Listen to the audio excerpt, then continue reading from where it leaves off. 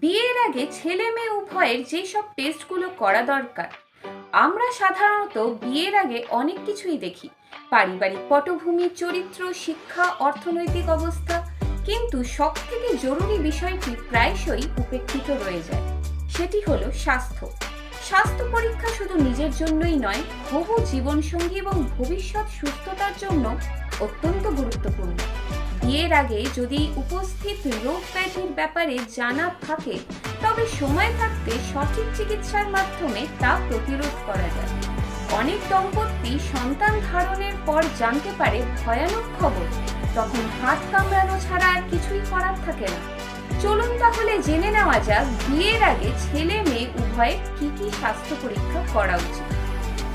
প্রথমত, হিমোগ্লোবিন ইলেকট্রোফ্লোরেসিস। এই পরীক্ষার মাধ্যমে বোঝা যায় ছেলে বা মেয়ে থ্যালাসেমিয়া বাহক কিনা।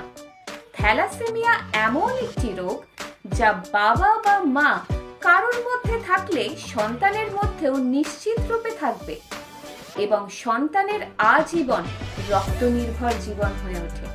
তবে বিশেষজ্ঞদের পরামর্শ অনুযায়ী থ্যালাসেমিয়া আক্রান্ত ব্যক্তিদের বিবাহ বিরত থাকাই উচিত। এরপর আসছে ব্লাড গ্রুপিং ও RH টাইপিং।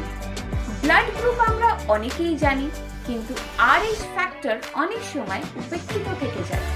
মা যদি RH নেগেটিভ হন এবং বাবা যদি RH পজিটিভ থাকেন, তবে সন্তান গর্ভাবস্থাতেই মারাত্মক জটিলতায় ভুগতে পারে।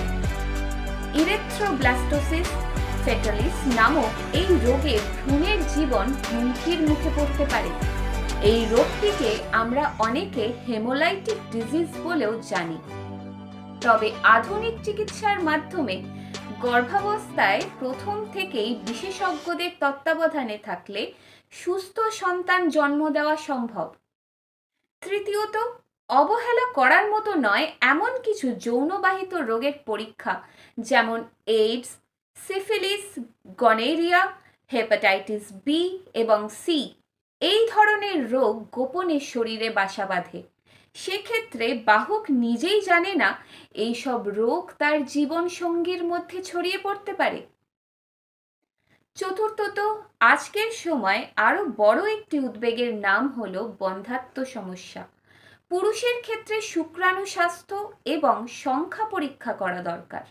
নারীর ক্ষেত্রে পেলভিক আল্ট্রাসোনোগ্রাফি এবং হরমোন পরীক্ষা, যেমন TSH, prolactin, testosterone, FSH, LH ইত্যাদি পরীক্ষা করিয়ে নেওয়া উচিত। আগেভাগে